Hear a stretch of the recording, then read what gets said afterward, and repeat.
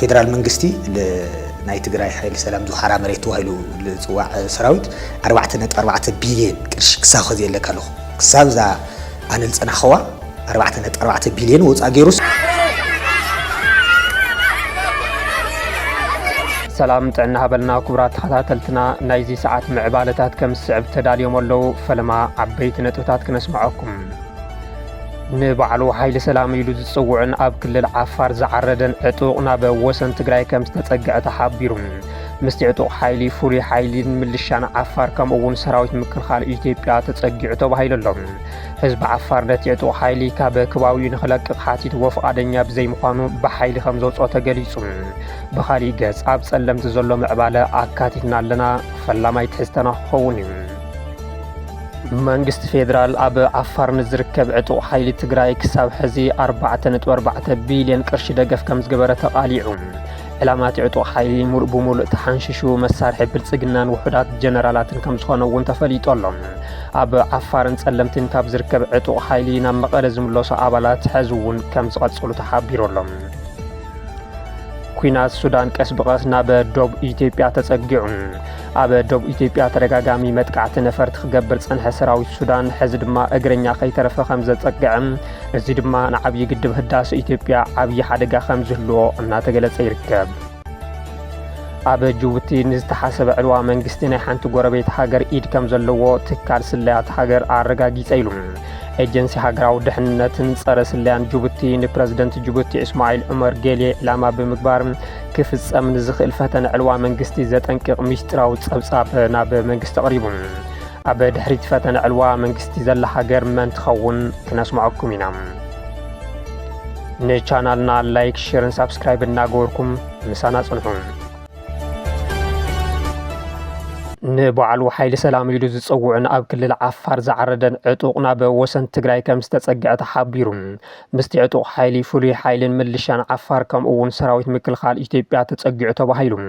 ብመንግስቲ ፌደራልን ክልል ዓፋርን ዝምወን ንባዕሉ ሓይሊ ሰላም ኢሉ ዝፅውዕ ሓይሊ ሕዚ ናብ ወሰን ትግራይ ተፀጊዑ ከም ዝርከብ ካብቲ ቦታ ዝረኸብናዮ ሓበሬታ የመልክት ኣብ በዓላት ዝነበረ ሓይሊ ናብ ዓዲ ጉደም ከም ዝተፀግዐን ንውግእ ይዳሎ ከም ዘሎን ዝሕብሩ ፍልፍላት ምስ ፍሉይ ሓይልን ምልሻን ዓፋር ከምኡ ሰራዊት ምክልኻል ሃገር ምስቲ ዕጡቕ ሓይሊ ናብ ወሰን ትግራይ ከም ዝተፀግዐ ሓቢሮም ኣለዉ ካብ ሶኒ 18 ጥሪ 2018 ዓመተ ምህረት ጀሚሮም ናብ ወሰን ትግራይ ምፅጋዕ ዝገበሩ እቶም ሓይልታት ውግእ ንምጅማር ትእዛዝ ኣብ ምፅባይ ከም ዝርከቡ እውን ንምፍላጥ ተኻኢሉ ኣሎ ናይዚ መረጋገፂ ድማ ኩሎም ኣባላት እቲ ዕጡቕ ሓይሊ ምስ ዝኾነ ኣካል ተራኺቦም ሓበሬታ ንኸየሽልኹ ብዝብል ሞባይሎም ከም ዝተሓደጉን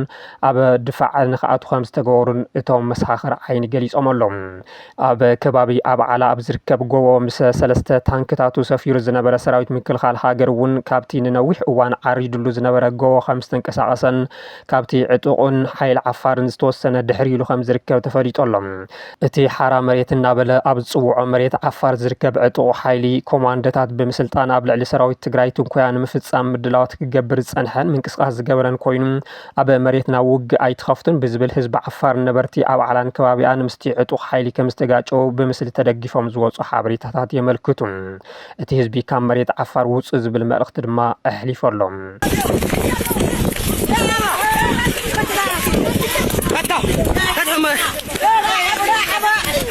ብተመሳሳሊ እቲ ንባዕሉ ሓይሊ ሰላም ትግራይ ኢሉ ዝፅውዕ ዕጡቕ ሓይሊ ብሸነኽ ጸለምቲ እውን ምንቅስቃሳት ዝገበረ ኮይኑ ኣብ ጸለምቲ ዝጀመሮ ምንቅስቃስ ግና ብሰራዊት ኢትዮጵያን ዕጡቕ ሓይሊ ኣምሓራን እናተመርሐ ከም ዝኾነ እዩ ካብቲ ስፍራ ዝወፁ ዘለዉ ሓበሬታታት ዘመልክቱ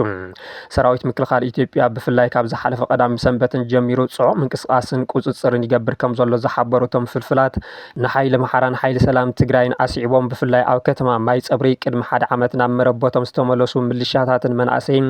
የኣስርዎምን የሸቕርርዎምን ከም ዘለዉ ተፈሊጡ ኣሎ በዚ ድማ ክሳብ ሕዚ 24 ንጹሃት ተጋሩ ብሰራዊት ምክልኻል ኢትዮጵያ ብዝምራሕ ሓይሊ ከም ዝተኣሰሩን ናበይ ከም ዝተወሰዱን ከም ዘይፍለጥን ዝሓበሩ ገለ ነበርቲ እታ ከተማ ካብዚ ብተወሳኺ መንገዲ ሽረ ማይ ፀብሪ ሰራዊት ኢትዮጵያ ሙሉእ ንሙሉእ ከም ዝዓፅኦ ተረጋጊጹ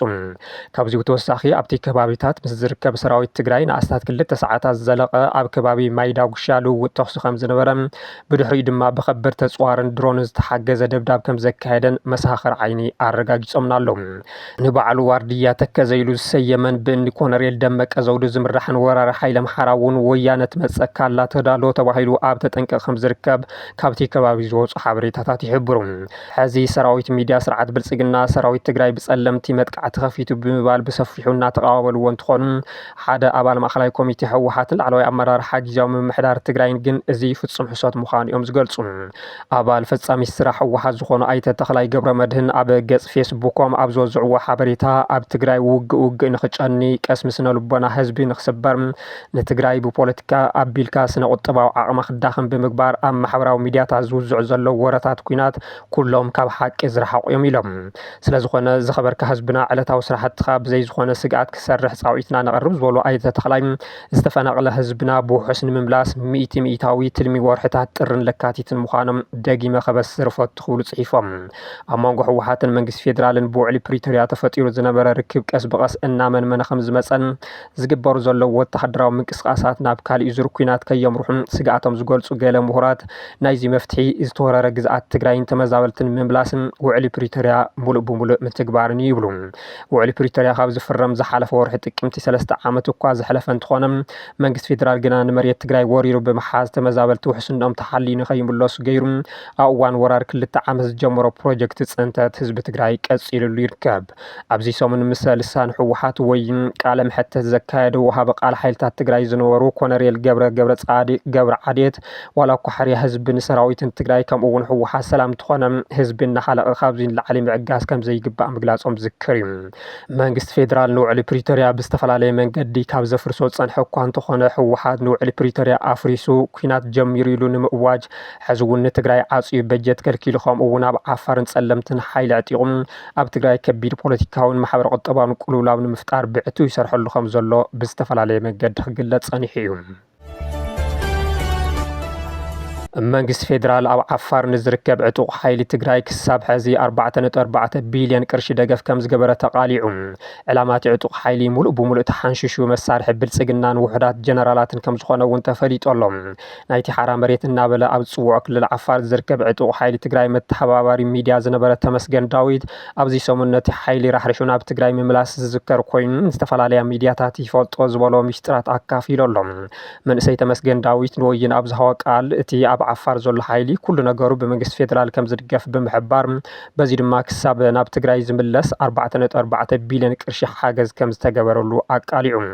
ይኹን እምበር ሰራዊት ምክልኻል ሃገር ኣብዚ ቀረባ ገምጊሙ እዚ ለውጢ ዘየምፅእ ሓይሊ እዩ ብምባል ነቲ ሓገዝ ጠጠው ከም ዘበሎ ዝሓበረ ተመስገን ዳዊት ነቲ ፋይናንሳዊ ፍልፍል ብቐንዱ ጀነራል ዘውዱ ኪሮስ ምስ ጀነራል ጻድቃን ገብረትንሳኤ ብሓባር ከም ትፍጽሞ ገሊጹ። ፌደራል መንግስቲ ናይ ትግራይ ሓይሊ ሰላም ዙሓራ መሬት ተባሂሉ ዝፅዋዕ ሰራዊት 4.4 ቢልዮን ቅርሺ ክሳብ ከዚ የለካ ኣለኹ ክሳብ ዛ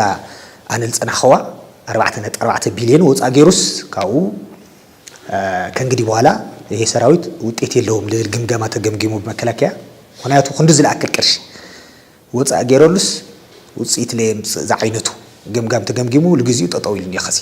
እቲ ዓፋር ዝርከብ ሓይሊ ኣብ ትግራይ ምስ ዝርከቡ ብፆቱ ብሓፈሻ ድማ ምስ ህዝቢ ትግራይ ናይ ምውጋእን ኣብቲ ሃሩር ዝበዝሖ ዓፋር ንነዊሕ እዋን ናይ ምፅናሕን ትልሚ ከም ዘይነበሮ ዝሓበረ እቲ ቃልሲ ተሓንሽሹ ብምባል ናብ ትግራይ ዝተመለሰ ተመስገን ዳዊት ብመንግስቲ ፌደራል ብዝለኣኹ ኣዘዝቲ ኢና ዝብሉ ከም ጀነራል ገብረ እግዚኣብሔር በየነ ወደን ጥሩ ግና ህወሓት ዝበሃል ጉጅለ ንምጥፋእ ኢኹም ትቃለሱ ዘለኹም ዝብል እዩ። ውሽጣዊ ሽርሑ ግና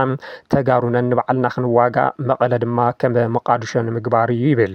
እቶም ውሕዳት ካብ ስርዓት ብልጽግና ቀለብ ዝስፈረሎም ኣመራርሓ እቲ ዕጡቕ ሓይሊ ኣብ ኣዲስ ኣበባ ዝሐሸ ነብራ ዝነብሩን እቲ ቃልሲ ናብ ውልቃዊ ረብሖኦም ዝቀየርዎን ከም ዝኾኑ ብምግላጽ እቲ ታራ ዕጡቕ ግና ክሳብ ሕዚ ኮንጎ ሰኣኒ ከም ዘይቀየርን ካብ ብሽኩትን ስቃጥላን ዝዘለለ ካሊእ ምግቢ ከም ዘይቐርበሉን ሓቢሩ። እቲ ዕጡቕ ሓይሊ ኣብዚ ሕዚ እዋን ብጥቕማጥቕምን ከባቢያውነትን ይሕመስ ከም ዘሎን በዚ ድማ ብፍላይ ኣብ መንጎ ጀነራል ወደን ጥሩን ተስፋይ ንጉስ ራያን ዓብዪ ፍሕፍሕ ከም ዘሎ ዝገለጸ ተመስገን ዳዊት ንሕና ንሓደ ከባብን ጥቕማጥቕምን ኢልና ኣይወ ወፃናን እቲ መሪሕነት ድማ ንመንእሰይ ኣረክብዎ ንስኹም ብድሕሪት ኮይንኩም ደግፉ ዝብል ሓሳብ ንዘልዕሉ ድማ ምፍራሕን ማእሰርትን ከም ዝወፅሖም ይገልጽ። ኣብ ልዕሊ እንሸዊት ቢተው ገጢሙ ዝነበረ ማእሰርቲ ከም ኣብነት ብምጥቃስ እንሸዊት ቢተው ዝሓዝዎም 26 ኣባላት እቲ ዕጡቕ ሓይሊ ክስልሙ ፈቲኖም ነይሮም ብዝብል ምክንያት ን4 ኣዋርሕ ብዘይ ፍርዲ ከም ዝተኣሰሩ ዝፍለጥ ኮይኑ ሸዊት ቢተው ኣብ ዝሓለፈ ሰሙን ኣብ ማሕበራዊ ሚድያ ኣብ ዝሃቦ መብርሂ ኣሰርተይ ጀነራል ወደን ጡሩን ጀነራል ጻድቃን ገብረትንሳኤን እዮም እቲ ሓሳብ ድማ ንኽቕንጸል እዩ ነይሩ ምባሉ ዝዝከር እዩ። ኣብዚ ሕዚ እዋን እቲ ኣብ ዓፋርን ውስን ከባቢ ጸለምትን ዝርከብ ብስርዓት ብልጽግና ዝምወል ዕጡቕ ድልየት ውልቀ ኣመራርሓን ስርዓት ብልጽግና ንምርዋይ ጅሆተ ተሓይዙ ዝርከብ ከም ዝኾነ ዝግለጽ ኮይኑ ምስ ትግራይ ይኹን ምስ ኤርትራ ኩናት እንተተጀሚሩ ድማ ብቕድሚት ተሰሊፉ መዝሓሊ ዓረር ንክኸውን ዝተቐመጠ ሓይሊ ከም ዝኾነ ብዙሓት ይዛረቡ። ተስፋይ ንጉስ ራያ ኣብ ዝሓለፈ ሰሙን ምስ ሓደ ብስርዓት ብልጽግና ዝድገፍ ሚድያ ዝገብሮ ጻንሒት እቲ ኣብ ዓፋር ዘሎ ሓይሊ ብ38 ሚልዮን ቅርሺ ከም ዝዓደጎ ምግላጹ ዝዝከር እዩ። ኣብ መንጎ ጀነራል ወደን ጡሩን ተስፋይን ብጣዕሚ ሓይለኛ ግጭት እዩ። ሃመይ ህይወተይ ይቀይር ልን ጨዋታ እዮም ይወኸል ጠቅላላ ቅርሺ እዮም ተቀይሮም እዮም። አዲስ አበባ ለሎ ህይወት ናዞም መራሕቲ ፍልይ ልበለ በቃ ገዝኦም ለኾነ ክፍለ ሓላፊ ልኸይስ ገዝኡ ተኣቲኻስ ተጋዳላይ ዲዩ ብዛዕቲ ርክብ ህዝብታት ትግራይን ዓፋርን ንምጥንኻር ዝዓለመ መድረኽ ኣብ ከተማ ዓዲ ጉደም ዋዕላ ሰላም ተሳሊጡ። ኣብ ክልል ትግራይ ከተማ ዓዲ ጉደም ሓድነትን ምትሕጋዝን ህዝብታት ትግራይን ዓፋርን ንምጥንኻር ዋዕላ ሰላም ከም ዝተሳለጠ ዝተሓበረ ኮይኑ ኣብቲ ዋዕላ ነበርቲ እቲ ከባቢ ዓበይቲ ዓዲ መራሕቲ ሃይማኖትን ሰበስልጣን መንግስትን ተረኺቦም እዮም። ብመሰረት ጸብጻብ መራኸብቲ ሓፋሽ ክልል ትግራይ እቲ ዋዕላ ኣብ ክልል ትግራይ ወረዳ ሕንጣሎን ነበርቲ ክልል ዓፋር ወረዳ ኣብዓላን ኣብ ዝርከብ ጋልየሶን ዝተባሃለ ከባቢ ሰላማዊ ዝምድና ንምፍጣር ትኹረት ዝገበረ ኮይኑ እዚ ድማ ከም መሰረት ናይ ህዝብን ህዝቢ ምትሕባር ንዘላቂ ሰላም ምዃኑ ተሓቢሩ ኣሎ። ኣመሓዳሪ ዞባ ደቡብ ምብራቕ ኣይተ ከላሊ ሓጋዚ ኣብቲ መድረኽ ኣገዳስነት ሓድነት ህዝብታት ትግራይን ዓፋርን ብምግላጽ ኣብ ኩሉ መዳያት ምትሕባር ንኽግበር ጸዊዖም። ሰበስልጣን ይመፁን ይኸዱን ጎራብቲ ማሕበረሰባትን ግን ቀወምቲ እዮም ዝበሉ እቶም ኣመሓዳሪ ምስቶም ሰላም ክዘርጉ ዝደልዩ ብሓባር ምግጣም ከም ዘድልዩ እውን ኣገንዚቦም ተባሂሉ። ዋና ኣመሓዳሪ ወረዳ ሓንጣሎ ኣይተ ጎይቶም ተስፋይ ብወገኖም ክልቲኦም ህዝብታት ብታሪኽ ብሰላም ዝነብሩን ዘይምርዳእ እንትፍጠር ድማ ሽማግለታትን ጎራብትን ብምዝራግ ክፈትሕዎ ከም ዝጸንሑን ብምግላጽ ሕዚ እውን ነዚ ልምዲ ኣጠናኺሮም ንኽቕጽሉ ጸዊዖም። ነባሪ ወረዳ ኣብዓላ ወኪል ጣብያ ጋሪሶን ሓጂ ዓሊ ኣዲስ ህዝቢ እቲ ከባቢ ንሰላምን ሓድነትን ዘለዎ ተወፋይነት ብምግላጽ ህዝቢ ትግራይ ሓው ህዝቢ ዓፋር ምዃኑ መልኪቶም ነበርቲ እቲ ከባቢን ሽማግለታትን እውን ኣብ መንጎ ክልቲኡ ህዝቢ ቀጻሊ ሰላም ንኽረጋጋዕ ሓድነታዊ ልምዓት እቲ ከባቢ ወሳኒ ምዃኑ ገሊጾም እቲ ዋዕላ ኣብ ምጥንኻር ሓድነትን ምትሕጋዝን ልዑል ኣበርክቶ ንዝገበሩ ውልቀ ሰባት ኣፍልጦ ብምሃብ ተዛዚሙ ተባሂሉ። ኣብ ወርሒ ጥቅምቲ 2013 ዓ.ም ዝተወልዐ ኩናት ትግራይ ኣብ ርክብ ክልቲአን ክልላት ልዑል ጽልዋ ምሕዳሩ ዝፍለጥ ኮይኑ ኣብ ዓፋር ዝነበሩ ብኣሽሓት ዝቑጸሩ ተጋሩ ምምዝባሎም እውን ዝፍለጥ እዩ። ይኹን እምበር ህዝቢ ዓፋር ናብ ትግራይ ብፍላይ ድማ ከባቢታት ውቕሮ፣ ኣጉላዕ፣ መቐለን ኩሓን ብምኻድ ዕዳጋ ዝገብር ህዝቢ ትግራይ ድማ ናብ ኣርሆ እናኸደ ጨው ዘምጽእ እኳ እንተኾነ ድሕሪ ስምምዕ ፕሪቶርያ ናብ ንቡር ክምለስ ኢሉ ዝነበረ ርክብ ክልቲኦም መንግስታት መንግስቲ ክልል ዓፋር ንትግራይ ንምውጋእ ንዝተወደበ ዕጡቕ ሓይሊ ትግራይ ቦታን ደገፍን ብምሃብ ነቲ ኣብ እዋን ወራር ትግራይ ዝፈጽሞ ዝነበረ ገበን ቀጺሉ እዩ። ርእሰ ምምሕዳር ኣወል ኣርባ ኣብ እዋን ትግራይ ሸቐጣት ብዓፋር ኣቢሉ ናብ ትግራይ ንኸይኣቱ መንገዲ ዓፋር መቐለ ኦክሲጅኖም እዩ። በዚ መንገዲ ዋላ ሓንቲ ባኒ ኣይተሓልፍን ብምባል ንህዝቢ ትግራይ ብጥሜት ንኽመውት ዝፈረደሉ ገበነኛ እዩ። ምምሕዳር ክልል ዓፋር ሕዚ እውን ምስ መንግስቲ ፌደራል ብምዃን ዕጡቓት ብምዕቃብን ብምቕላብን ትግራይ ማእኸል ሕድሕድ ኩናት ንምግባር ዝሰርሕ ዘሎ እንትትከውን ህዝቢ ዓፋር ግና ኣብዚ ኩናት ክውላዕ ኣይንደልን ውፅልና ብምባል ምስቲ ዕጡቕ ሓይሊ ክሳብ ናብ ጎነፅ ምእታው በፂሑ ይርከብ። ኩናት ሱዳን ቀስ ብቐስ ናብ ደቡብ ኢትዮጵያ ተጸጊዑ። ኣብ ደቡብ ኢትዮጵያ ተደጋጋሚ መጥቃዕቲ ነፈርቲ ክገብር ጸንሐ ሰራዊት ሱዳን ሕዚ ድማ እግረኛ ከይተረፈ ከም ዝተጸግዐ እዚ ድማ ንዓብዪ ግድብ ህዳሴ ኢትዮጵያ ዓብዪ ሓደጋ ከም ዝህልዎ እናተገለጸ ይርከብ። ሰራዊት ሱዳን ኣብዚ ቅነ ብዝኸፈቶ መጠነ ሰፊሕ መጥቃዕቲ ተወሰኽቲ ከባቢታት ከም ዝተቆጻጸረ ዝጸብጸባ ማዕኸናት ሚድያ ሱዳን ካብዚኦም ንክልተ ዓመታትን መንፈቕን ብዕጡቕ ሓይሊ ውሃብ ህጹጽ ደገፍ ተኸቢባ ዝነበረት ከተማ ዲሊንግ ሓራኻ በዝወፁ ቦታታት ሓንቲ እያ። ሰራዊት ሱዳን ሱዳን ንከተማ አልዲሊን ካብ ዕጡቕ ሓይሊ RSFን ግንባር ምክስቃስ ነጻነት ሰሜን ሱዳን SPLM-N ሓራ ከም ዘውፅኣ ዝተገለጸ ኮይኑ ነበርቲ እታ ከተማ ናብ ጎደናታት ብምውፃእ ሓጎሶም እንትገልጹ ተራእዮም እዮም። እዚ ምዕባለ ኣብ ደቡብ ኮርዶፋን ኣብ ባይታ ርኡይ ለውጢ ከም ዘሎ ዘመላኽት እዩ ተባሂሉ ኣሎ። ከምኡ ድማ ሓይልታት ሰራዊት ሱዳን ኣብ መወዳእታ ሰሙን ድሕሪ ዝተኻየደ ከቢድ ውግእ ኣብ ከባቢ ደቡብ ኢትዮጵያ ሰሜናዊ ናይል ዝርከብ ከባቢ አልሲሊክ ካብ ወታደራዊ ሓይሊ ቅልጡፍ ደገፍ ከም ዝመንዝዕዎ ተገሊጹ ኣሎ። ንረብዓይ ክፍለ ሰራዊት ዕጡቕ ሓይሊ ሱዳን ብምጥቃስ ማዕኸን ዜና ኣናዶሉ ከም ዝጸብጸቦም ንአልሲሊክ ድሕሪኡ ሕሉል ወታደራዊ ስርሒት ዳግም ከም ዝተቆጻጸሮ ገሊጹ። ብድሕሪቱ ብርክት ዝበሉ ሓይልታት ወጻኢ ከም ዘለዎን ዝንገረሉ ዘሎ ኩናት ቀስ ብቐስ ናብ ኢትዮጵያ ይጽጋዕ ከም ዘሎን እዚ ድማ ንዓብይ ግድብ ህዳሴ ኢትዮጵያ ዓብይ ስጋት ክኸውን ከም ዝኽእልን ተንተንቲ እናገለጹ ይርከቡ። ስርዓት ብልጽግና ንትእዛዝ ሕቡራት ዓረብ ኤሚሬትስ ተቐቢሉ ኣብ ቤንሻንጉል ጉሙዝ ማእኸል መሰልጠኒ ብምኽፋት ብዓሰርተታት ኣሽሓት ዝቑጸሩ ኣባላት ዕጡቕ ሓይሊ ወሃቢ ህጹጽ ደገፍን ካብ ዝተፈላለየ ሃገራት ዝተመልመሉ ዕሱባትን እናሰልጠነን እናዓጠቐን ከም ዝርከብ ማዕኸን ዜና አልጀዚራ ምቅልሑ ዝዝከር እዩ። ኣብቲ ኣብ ቤንሻንጉል ጉሙዝ ዝካየድ ዘሎ ስልጠናን ኢትዮጵያውያን ሓዊሱ ካብ ደቡብ ሱዳን፣ ቻድን ኮሎምቢያን ዝተዓሰቡ እናሰልጠኑ ከም ዝርከቡን ድሮካ ካብ ደቡብ ቤንሻንጉል ጉሙዝ እናተበገሱ መጥቃዕቲ ከም ዝጀመሩን መንግስቲ ሱዳን ድማ ነዚ ንምዕጋት ከበድቲ ተጽዋራት ኣሰኪሙ ሰራዊቱ ናብ ደቡብ ኢትዮጵያ ከም ዘጸግዐን ክግለጽ ጸኒሑ እዩ። ግብጺ ብድሕሪት ከም ዘላትሉ ዝንገረሉ ኩናት ሕዚ ናብ ደቡብ ኢትዮጵያ ምጽጉዑ ግብጽን ሱዳንን ኣብ ልዕሊ እቲ ግድብ መጥቃዕቲ ክፍጽማ ከም ዝኽእላ ገለ ተንተንቲ ስግኣቶም ይገልጹ ኣለዉ። እዚ ከምዚ ኢሉ እንከሎ ኣቦ መንበር ላዕላዊ ቤት ምክሪ ሱዳን ጀነራል አብዱልፈታህ አልቡርሃን ናብ ዶሃ ብምቕናዕ ምስ ኣሚር ኳታር ታሚም ቢን ሐመድ አልታኒ ተራኺቦም ኣብ ክልተኣዊ ርክባትን ዞባዊ ጸጥታን ከም ዝዘተዩን እቲ ምስ RSF ዝካየድ ዘሎ ውግእ ኣብ ዝቕጽለሉ ዘሎ እዋን ደገፍ ንምርጋጽ ዝዓለመ ሰፊሕ ዲፕሎማስያዊ ዑደት ምዃኑን ተሓቢሩ ኣሎ። ኣብ ጅቡቲ ዝተሓሰበ ዕልዋ መንግስቲ ናይ ሓንቲ ጎረቤት ሃገር ኢድ ከም ዘለዎ ትካል ስለያት ሃገር ኣረጋጊጸ ኢሉ። ኤጀንሲ ሃገራዊ ድሕነትን ጸረ ስለያን ጅቡቲ ንፕረዚደንት ጅቡቲ እስማኤል ዑመር ጊሌ ዕላማ ብምግባር ክፍጸም ንዝኽእል ፈተነ ዕልዋ መንግስቲ ዘጠንቅቕ ምስጢራዊ ጸብጻብ ናብ ቤተ መንግስቲ ኣቕሪቡ ተባሂሉ። እቲ ፈተነ ዕልዋ መንግስቲ ብናይ ደገ ሓይልታት ዝምወል ምዃኑ ክግለጽ እንከሎም ውሽጣዊ ፖለቲካዊ ዘይምርጋእ ጅቡቲ ግና ነቲ ኩነታት ጥጡሕ ባይታ ዝፈጠረ ከም ዝኾነ እዩ ዝግለጽ። ምምሕዳር ፕረዚደንት ጊሌ ጂኦግራፊያዊ ኣቀማምጣ እቲ ሃገር ንወተሃደራዊ ማዓስከራት ናይ ወጻኢ ሓይልታት ብምዝማዝ ክራይ ይእክብ እኳ እንተኾነ እቲ ሃፍቲ ግና ናብቲ ታሕተዋይ ቀጸላ ሕብረተሰብ ከም ዘይመሓላለፍ እዚ ድማ ኣብ ልዕሊ ህዝቢ ዘይዕግበት ይፈጥር ከም ዘሎን ሓበሬታታት ይሕብሩ። ብመሰረት እቲ ምስጢራዊ ጸብጻብ ቀርኒ ኣፍሪካ ኣብዚ እዋን እዚ ለበዳ ምፍራስ መንግስቲ የጋጥሞ ከም ዘሎን እቲ ስጋት ኣብ ጅቡቲ ጥራሕ ከም ዘይኮነን እቲ ሓበሬታ ይሕብር። እቲ ዞባ ድኻ ጥራሕ ዘይኮነስ ናይ ወጻኢ ሓይልታት ዝዕንድርሉ ሕቡእ ጸጋታት ክድስሱ ዝፍትንሉ ቅርሕንቲ ጎራብቲ ዝረኣየሉ መዋፍር ሓያላት ሃገራት ይኸውን ከም ዘሎ ዝሕብር እቲ ጸብጻብ ኣብታ ንእሽተይ ደሴት ጅቡቲ ጥራሕ እኳ ልዕሊ 25,000 ሰራዊት ወጻእተኛታት ዓስኪሩ ከም ዝርከብ ኣብ ርእሲ ህዝቢ ጅቡቲ ዝሕንበባ ሰብ ኣልቦ ነፈርቲ ኣብቲ ከባቢ ጻዕና ማዕለያ ዝብለን መራኽብ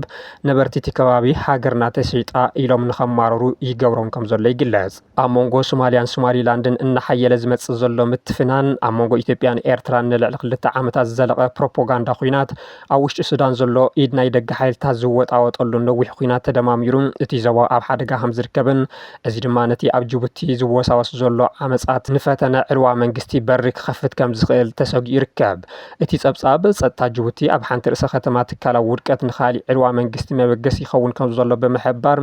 ምትእትታው ናይ ወጻኢ ሓይልታት ነቲ ዕልዋ መንግስቲ ተመሓርነታዊ ቃልሲ ንምቕራብ ይውዕል ምህላውን ሃፍቲ ነዳዲ ድማ መሳርሒቲ ውዲት ይኸውን ከም ዘሎን የመልክት።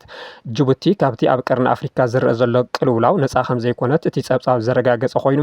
ድሕሪ እቲ ፈተነ ዕልዋ መንግስቲ ኢድ ጎረቤት ሃገር ብደቂቕ ፊደላት ከም ዝተጻሕፈ ግን መረዳእታታት ስለያ የረድኡ። እንተኾነ ብዛዕባታ ኣብቲ ፈተነ ዕልዋ መንግስቲ ዘላ ጎረቤት ሃገር መን ምዃና እቲ ጸብጻብ ወግዓዊ ይገበሮን። ይኹን በል ገለ ነቲ ንመሓውር ስለያ ጅቡቲ ቅርበት ዘለዎም ተንተንቲ ከም ዝገልጽዎም ኣብቲ ፈተነ ዕልዋ መንግስቲ ጅቡቲ መንግስቲ ኢትዮጵያን ሶማሊላንድን ክህልውዎ ከም ዝኽእሉ እናገለጹ ይርከቡ። ዕለታዊ ዜናታትና በዚ ዛዚምና ስለ ዝተኸታተልኩምና ብምስጋን ኣብዚ ክንፍለየኩም ሰላም።